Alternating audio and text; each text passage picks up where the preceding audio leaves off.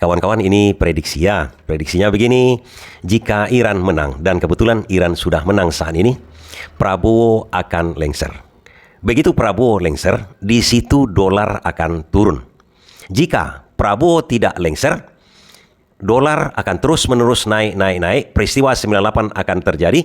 Di situ Prabowo akan dilengserkan oleh rakyat. Seperti peristiwa 1998. Soeharto jatuh karena kenaikan dolar yang tak hingga-hingga. Harga yang naik berjibun-jibun. Rakyat sudah muak. Kejadian itu bisa seperti kejadian Prabowo nantinya. Kalau Prabowo setelah Iran menang, tidak melengserkan diri. Wow. Jika ramalan ataupun prediksi yang dibuat oleh para dukun-dukun, apalagi dukun-dukun palsu, yang berijazah palsu juga, tentu tidak bisa kita percayai. Itu hanya hoax. Apalagi kata-kata yang disampaikan oleh Donald BB, seluruh yang dikatakannya tak pernah bisa terbukti. Tapi kalau prediksi-prediksi atau ramalan-ramalan yang telah dibuktikan secara empiris, itu 90% biasanya tepat. Apa itu pembuktian secara empiris? Yaitu pembuktian yang sudah dilakukan uji coba melalui mungkin dalam laboratorium, bisa juga dalam sehari-hari. Kawan-kawan bisa melihatnya. Yang mahasiswa yang sudah lulus S1 tahu artinya pembuktian empiris. Mereka membuat skripsi dengan hipotesa-hipotesa namanya, analisa-analisa tertentu, kemudian dicoba dibuktikannya. Setelah dibuktikannya terbukti, baru dia buat kesimpulan, baru dia buat prediksi. Secara sederhananya begini kawan-kawan, ada dugaan hipotesa itu dugaan bahwa batu kalau dilempar ke atas itu kalau berat dia akan jatuh ke bawah. Ya, dicoba dulu. Dilemparkan batu ke atas, memang ke bawah dia jatuh, atau ke samping, atau ke atas. Setelah dicoba, itu secara sederhana, dilempar ke atas, oh jatuh ke bawah rupanya. Dan satu lagi, kalau dalam prediksi yang lebih agak high teknologi namanya, kita bisa melihat prediksi-prediksi cuaca kan. Prediksi cuaca bahwa jam sekian akan turun hujan. Itu melalui apa? Melalui data-data. Data apa? Data angin, data awan, data suhu, dan macam-macam. Kemudian didapatkanlah kesimpulannya. Kesimpulannya itu didapat dari mana? Dari penelitian-penelitian dulunya. Data-datanya itulah namakan penelitian empiris. Bisa dibuktikan, bisa diuji coba, bisa juga diuji cobanya kapan saja dan di mana saja. Itulah kira-kira pembuktian empiris yang saya maksudkan.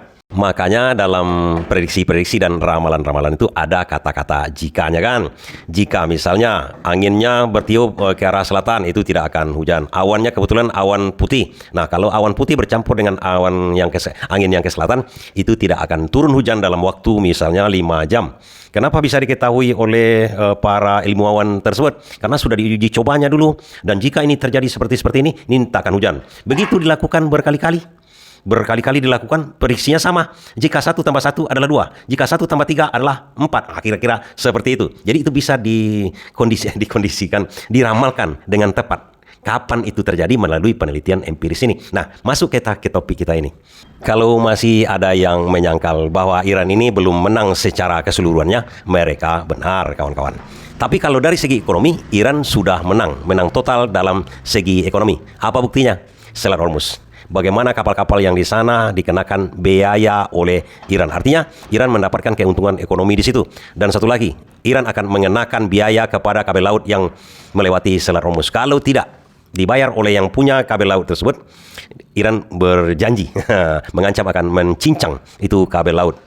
Dari segi kepemilikan ekonomi dari kabel laut tersebut, mereka mungkin lebih baik membayar kepada Iran. Kerugian mereka tidak seberapa dibandingkan kalau sempat itu dicincang oleh Iran, kerugian yang besar sekali kepada yang pemilik kabel laut tersebut. Transaksi perbankan di seluruh dunia pun akan terancam nantinya dibikin oleh Iran. Lebih bagus mereka bayar kepada Iran sedikit biayanya. Padahal untuk penerimaan oleh Iran itu sudah besar. Artinya itu kemenangan dari segi ekonomi lagi. Artinya di sini tingkat ekonomi Iran itu membaik, pertumbuhan ekonominya naik. Kan itu yang diinginkan oleh setiap pemerintahan di dunia ini. Nah, karena judulnya tadi itu berkaitan dengan jika Iran menang, Prabowo akan lengser. Bukankah seluruh dari hampir seluruh pemimpin di dunia ini terjadinya kerusuhan itu gara-gara apa kawan-kawan? Gara-gara pertumbuhan ekonomi yang macet. Gara-gara krisis ekonomi. Nepal, Indonesia tahun 1998 itu membuktikan hampir di semua negara penyebab dari jatuhnya pemerintahan itu adalah masalah krisis ekonomi. Dan dunia bisa belajar dari Iran bagaimana dalam keadaan perang kita diserang ini, ekonomi membaik dibuatnya. Dengan cara apa? Dengan cara kecerdikan. Tapi bukan hanya itu saja kawan-kawan. Bukan hanya itu saja kemenangan Iran. Yang kita ketahui, Amerika juga berusaha untuk menjatuhkan habis-habisan nilai mata uang Iran. Rial. Di mana saat ini mata uang rial itu seperti tidak berharga. $1 adalah sama dengan 1.300.000 sekian rial. Ini kan bukan main-main, bukan ece-ece. Kalau kita bandingkan dengan mata uang kita, 1 dolar sama dengan 17.000, mungkin 18.000, mungkin 20.000, kan belum apa-apa sebenarnya. Namun disinilah kepintaran dan kemenangan dari Iran. Dia tidak bermasalah dengan naiknya nilai tukar dolar di dalam negerinya. Berbeda dengan negara-negara lain termasuk Indonesia. Udah terkencing-kencing dibikinnya pemerintah untuk menstabilkan, untuk membuat dolar jangan naik lagi. Iran punya rumus tersendiri. Tak masalah, mau 1 miliar pun dolar per 1 dolar diukur dengan mata uang dia tidak ada peduli. Maksud tidak bermasalah itu Iran punya antisipasinya. Antisipasinya kan kita sudah ketahui kawan-kawan. Bagaimana Iran menaikkan gaji-gaji seluruh karyawan di Iran tersebut. Ya, seluruh karyawan di Iran itu hampir tidak ada yang swasta. Kenapa begitu? Karyawan pemerintah itu ASN, karyawan perusahaan itu sendiri pun perusahaan milik negara semuanya. Jadi dia tinggal naikkan gaji sesuai dengan kenaikan dolar, disamakan dengan kenaikan dolar. Artinya kenaikan gaji-gaji ini tidak berpengaruh atau kenaikan dolar ini tidak berpengaruh kepada kenaikan pendapatan masyarakatnya. Karena seluruh karyawan di Iran itu adalah karyawan pemerintah. Bagi pedagang silakan saja menaikkan sesuai dengan kenaikan dolar. Tidak ada masalah. Untungnya juga silakan naikkan sesuai dengan kenaikan dolar. Kawan-kawan bisa bayangkan sendiri, seluruhnya naik sesuai dengan kenaikan dolar. Harga barang juga silakan naikkan. Caranya sangat mudah bagi Iran. Dia cetak uang, pengganti uang yang lama. Tinggal menambahkan 000-nya sesuai dengan kenaikan dolar. Misalnya, 1 dolar kemarin itu adalah 1 miliar misalnya kan. Kemudian naik menjadi 10 miliar. Gaji, berarti kalau 10 kali lipat kenaikan dolar, gaji-gaji di seluruh Iran itu dinaikkan menjadi 10 kali lipat. Harga barang-barang juga silakan naikkan 10 kali lipat. Untungnya dari perusahaan itu silakan naikkan 10 kali lipat. APBN dia dinaikkan juga 10 kali lipat. Kok bisa begitu? Ya bisa begitu. Kemudian tinggal satu caranya, triknya oleh Iran. Dia cetak mata uang baru. Cetak mata uang dengan nominal yang dinaikkan 10 kali lipat. Misalnya, uang yang beredar sekarang ini yang tertinggi mata uangnya misalnya adalah 1 juta rial.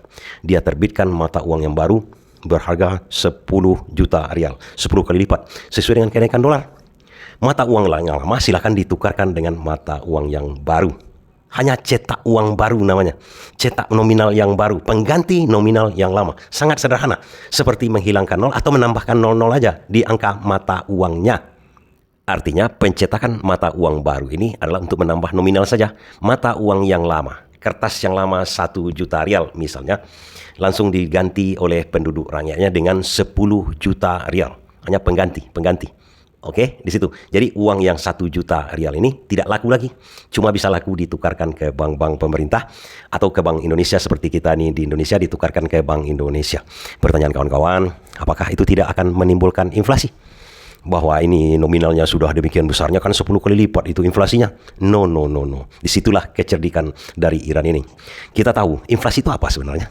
Inflasi itu kalau jumlah barang lebih sedikit daripada jumlah uang yang beredar. Artinya lebih banyak uang yang beredar di masyarakat, di rakyat. Sehingga inflasi, harga barang naik 10 kali lipat. Kan naik sepertinya itu.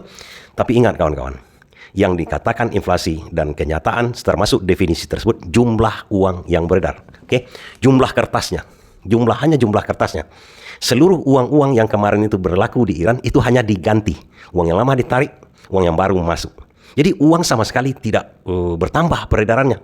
Yang dimaksud dengan inflasi itu jumlah kertasnya itu. Jumlah piece, jumlah keping uangnya itu. Jadi jumlah kepingnya tetap.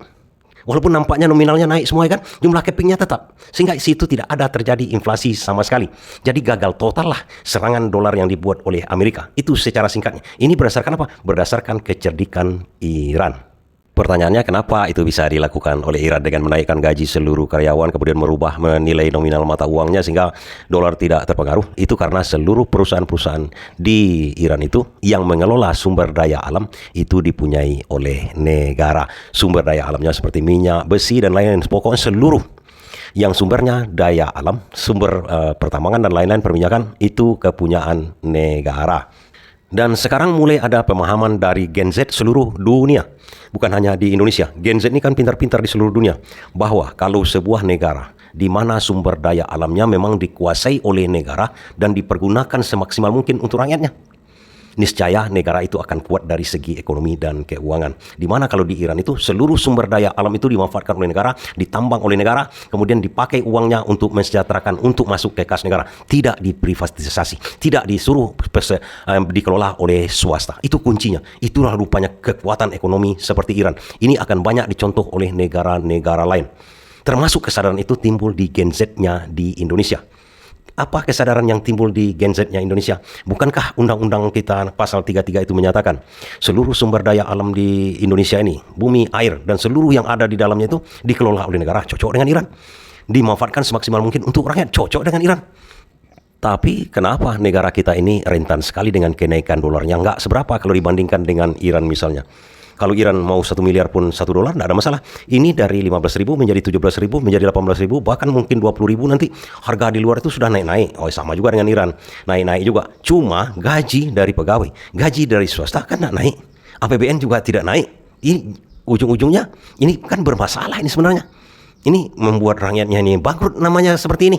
Apa yang salah dengan Indonesia? Kan itu pemikiran Gen Z yang pintar-pintar nih sekarang di Indonesia. Mungkin berkat MBG kan? Bisa jadi. Jadi dia mulai berpikir, oh berarti undang-undang kita bagus. Undang kita ini mantap sama dengan Iran. Artinya kalau undang-undang itu dilaksanakan, ini tidak akan tergerus apa-apa kita. Tidak akan goncang gara-gara dolar ini naik. Berarti ada realitanya yang tidak sama dengan undang-undang. Pelaksanaannya berarti berbeda dengan undang-undangnya.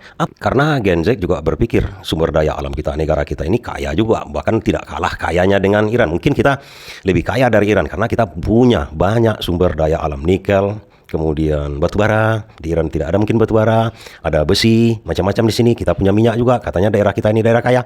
Tapi kenapa kita tidak seperti Iran? Gen Z ini mulai melihat itu ada tambang di Jayapura yang bernama Freeport. Itu kan kepunyaan Indonesia katanya kan. Kemudian diteliti oleh Gen Z ini, kepunyaan Indonesia, tapi kok orang lain yang menggali di situ. Sejak kapan itu seperti begitu? Kenapa itu tidak dimanfaatkan, tidak digali, tidak ditambang saja oleh pemerintah Indonesia? Kemudian dilihat sejarahnya, oh dari tahun 60 sekian, di tahun 67. Berarti setelah Soeharto berkuasa, Soekarno pernah menolak hal itu ke sebelum-sebelumnya. Gen Z ini mempelajari sejarah. Oh berarti sejak itulah tambang-tambang atau hasil sumber daya alam Indonesia ini bukan untuk negara kita. Karena kalau namanya kontrak kerja itu bukan untuk negara kita hasilnya secara keseluruhan. Kalau di Iran itu keseluruhannya menambang Iran, kemudian mereka juga yang mendapatkan hasilnya, pekerjanya juga pekerja dari Iran semuanya untuk menampung pengangguran. Kalau di Indonesia ini agak berbeda kayaknya nih. Berbedanya ini sudah jelas salah karena dimanfaatkan untuk menambah kekayaan orang lain, negara lain.